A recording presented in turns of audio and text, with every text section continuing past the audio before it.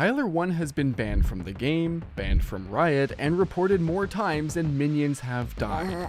But if you ask him, it was never his fault. He was just playing Draven, and for a solid stretch of League history, he didn't just ruin your bot lane experience, he redefined what inting for the win looked like. But I have done a lot to improve my behavior, got honor 5.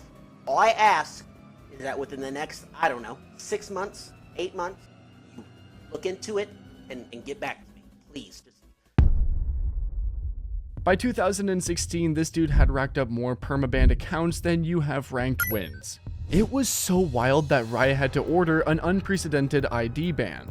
Any account he touched would auto-delete on site. Most players would quit right there, but not Tyler 1. He only doubled down, sculpting his legend in exile while the entire community argued, was he a genius or a psychopath? But here's the plot twist nobody saw coming. Tyler didn't stay the villain forever. He clawed his way back, forced Riot to unban him, and then shattered the Twitch viewership record the moment he returned. He did it all playing a champion designed to cash in the moment you make a single mistake. Today, we're diving headfirst into the madness, the mechanics that made his Draven unbeatable, the chaos that broke solo queue, and the redemption arc that somehow turned a League's biggest menace into one of its brightest stars. Now, grab your axes, mute your teammates, and let's watch the world burn, Draven style.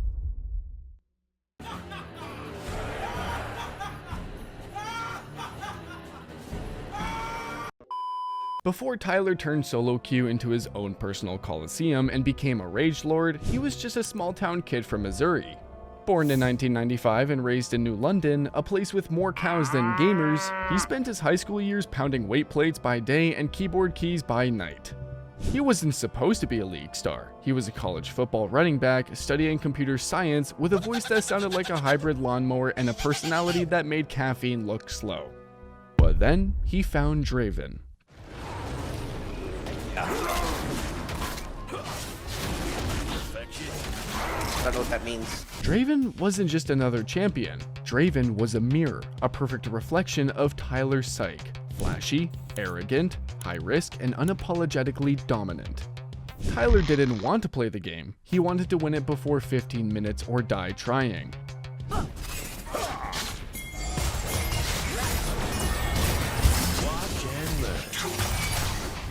He learned how to juggle 2 axes like a circus demon, perfected every attack move stutter step, mastered Draven's level 2 all-in, tower dives, wave crashes, and an emo spam that made his enemies alt-tab IRL. And here's the wild part, he didn't flex to win, he won to flex. Look at this guy's logs. You are so miserable to watch. Good. Voice chat don't belong in League. From 2014 to 2016, Tyler climbed the NA ladder with nothing but brute mechanical skill, early game bloodlust, and 200 decibels of pure testosterone. He made Challenger rank 13 playing almost exclusively Draven. But Tyler didn't just beat you in lane, he broke you mentally. If you took his cannon minion, you might as well uninstall. For Tyler, League wasn't a team game, it was a 1v9 simulator. He wasn't playing ADC, he was playing the main character, and he made sure you knew it.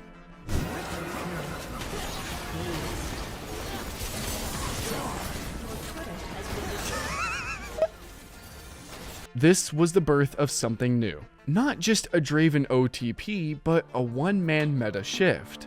And for Riot Games, this was the beginning of a very big problem.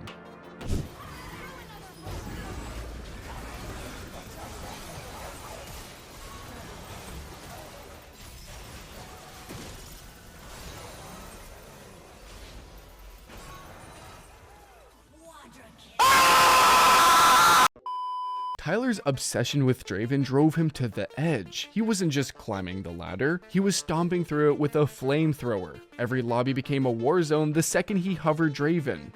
And while the viewers loved it, the community, not so much. Because the truth is, Tyler wasn't just good at League, he was good at making League unbearable.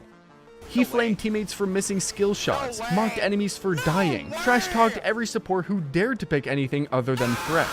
And when the game didn't go his way, He ran it down without a second thought, over and over and over. I just want to talk to you. Yeah, about what? See, why are you disrespecting me? Why are you saying I'm throwing? You and Jungle Internet Grubs. I won your mother's life. Won your mother's life. Don't talk to me. I'm watching. Riot's punishment system tried to keep up. He got chat restricted, then banned again, and again, and again. By mid-2016, Tyler1 had over 20 permabanned accounts. A record not just for League, but possibly the entire internet. He had become the face of everything Riot didn't want associated with their game. Toxic, volatile, and unpredictable. And the crazy part, he was unapologetically proud of it. So, Riot made a decision, one that would shake the entire community. On April 30th, 2016, they issued a permanent account-wide ban.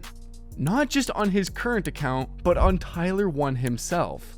From that day forward, any account linked to him by name, IP, voice, or playstyle would be auto-banned. It was the first ID ban in League of Legends history.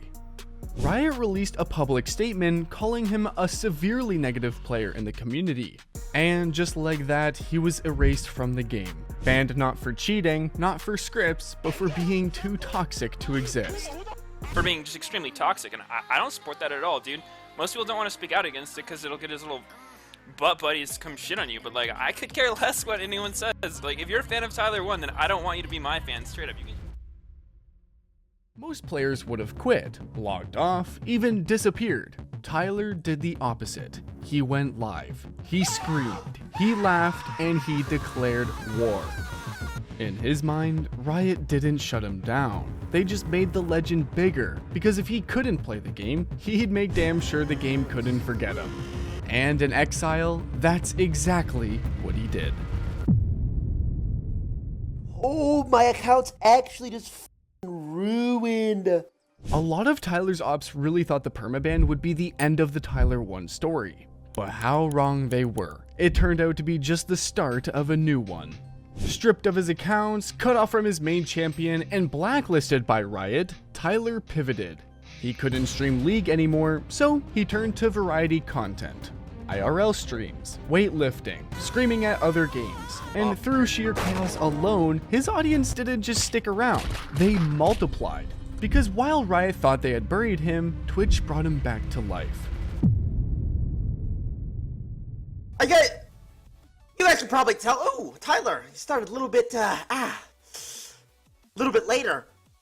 Few guys from EU are probably crying, spamming chat, yo, blah, blah. Yeah, you could argue that his followers were full of toxic gamers who love toxic energy, but you can't deny the fierce loyalty to his genius and crazy attitude. To keep his audience entertained and engaged, Tyler leaned into the alpha male persona heavily and turned it into a brand. We're talking sleeveless tanks, powerlifting PRs, a red Draven headset, and an ego so big it needed a second stream overlay. Everything he did was content for him. He literally turned being banned into a career move, and then out of nowhere, he did something nobody saw coming. He launched the Tyler1 Championship Series, a scuffed green screen parody of the LCS. He shoutcasted the matches with broken mics, threw prize money around like budget Riot games, and to everyone's surprise, it worked. TCS pulled over 200,000 viewers at its peak. Pro players joined, streamers joined, the community showed up. He was running his own league without ever touching the game. But behind the memes, the beef was real. At that point, Riot still refused to let him back in, which was a little bit wild because whether they admit it or not, they missed Tyler's unmatched energy. And then came the moment that changed everything. An alleged Riot employee under the username Sanjuro was caught on Discord trash-talking Tyler1. He called him a homunculus, said he'd die from steroid use, mocked his viewers, his face, everything. To many, that wasn't just shade, that was corporate venom. When the leak went public, Riot panicked. Sanjuro was allegedly fired, and suddenly the narrative flipped. Now, Tyler1 was the one being wronged. The guy who'd been rightly punished, yeah, but also publicly humiliated by a developer. Sympathy poured in. Unbanned Tyler 1 started trending. Even people who hated his gameplay started questioning whether Riot had gone too far. Tyler didn't beg, he didn't ask for forgiveness, he just kept building his empire, and behind the scenes, Riot watched it all unfold. They thought they had shut the door on him, but the community, they were holding it open, and soon, Riot would have no choice but to let him back in. I've been busy staring at my wall for the last hour. I then got up and stared at my face for an hour and a half in the mirror. Yeah, I'm losing my mind. To tell you the truth, I'm losing my noggin in here, okay? January 8th, 2018. After 613 days in exile, Riot did the unthinkable. They unbanned Tyler 1.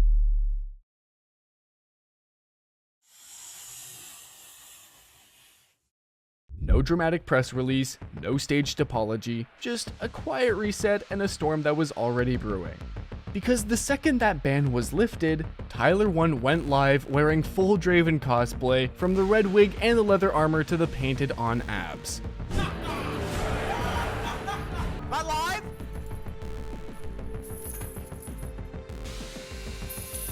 What's up? And with a voice that could shatter glass, he screamed, and just like that, history was made. The stream exploded. Over 382,000 live viewers, breaking Twitch's non-tournament record at the time. It was a circus, a riot, a revival. The chat was unreadable. The energy was nuclear. League hadn't felt this alive in years. God damn! It's been a minute since I've seen myself on camera. You guys are truly blessed to have me here. You'd think Tyler would be a little rusty getting back in the game, but it was quite the opposite. It felt like he never left. He locked in Draven, walked into the lane, and played like someone who had never once been humbled. Bloodthirster, 2 axes, 0 patience. T1 has been unbanned from League of Legends. I'm sure you guys have probably heard the news by now. And it's fucking true. After 613 days. The solo queue started shifting instantly. Draven's pick rates shot up. Every ADC insta-logged him like they were about to reinvent the game. Every support hovered over Thresh like they were auditioning for a role in Tyler's comeback arc. Even the losers started spamming laugh emotes and all chatting GG easy like they'd studied at the feet of the master. It wasn't just about skill, it was about swagger. Tyler didn't just play Draven, he was Draven. And the haters, they were fuming, but Tyler didn't care. He unloaded on them all on his first day back. A lot of people who were talking a lot of shit when I was gone, 2 months. Tyler's passive aggressive. Tyler, T1, you never get unbanned. Stay banned. I'm glad you have no chance to get unbanned. Well, let me tell you, anything is possible.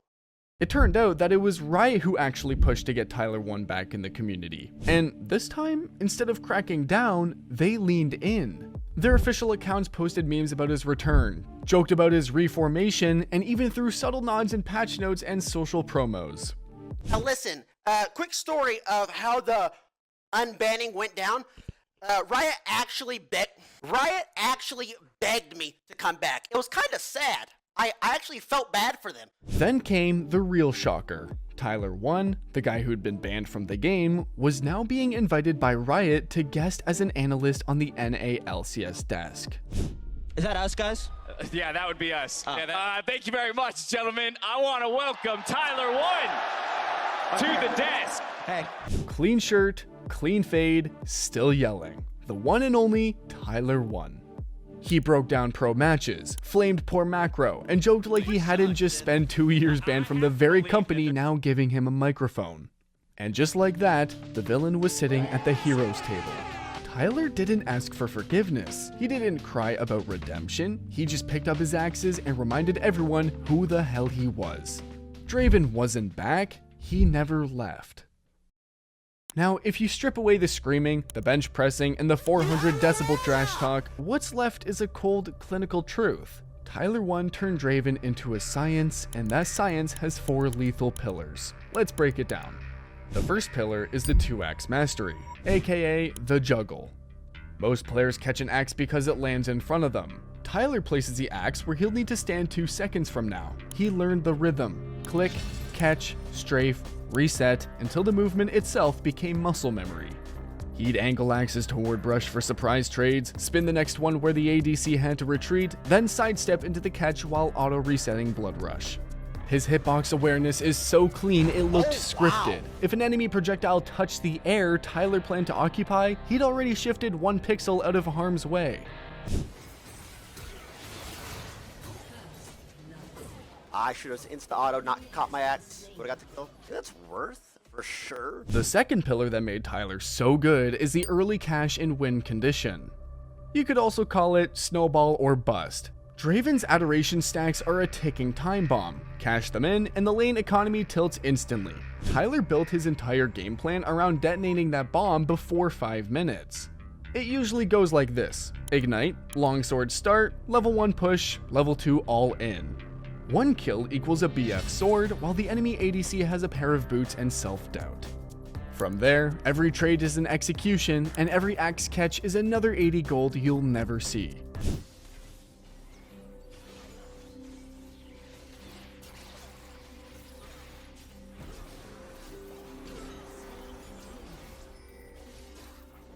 The third pillar compromises the level 2 abuse, tower dives, and Tyler's top-notch psychological warfare.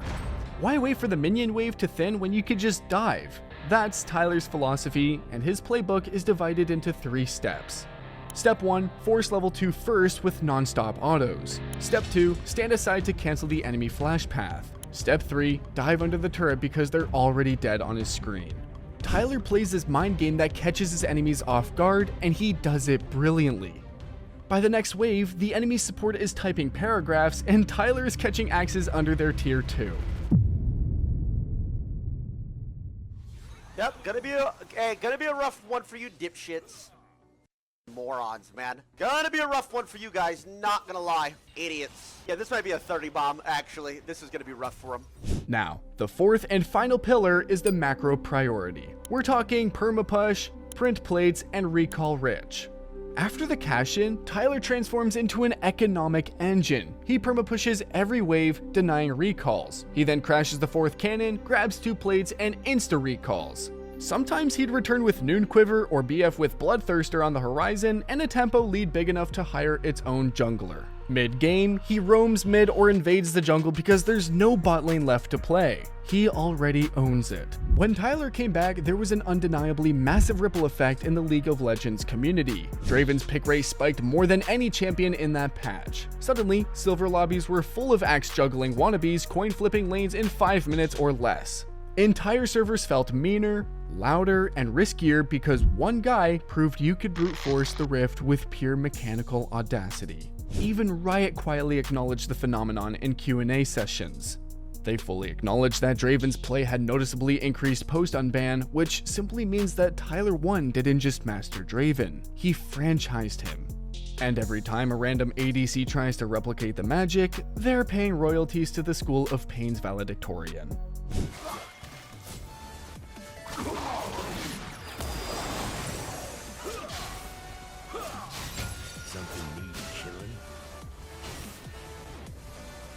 Oh, he should not have let that guy walk back there.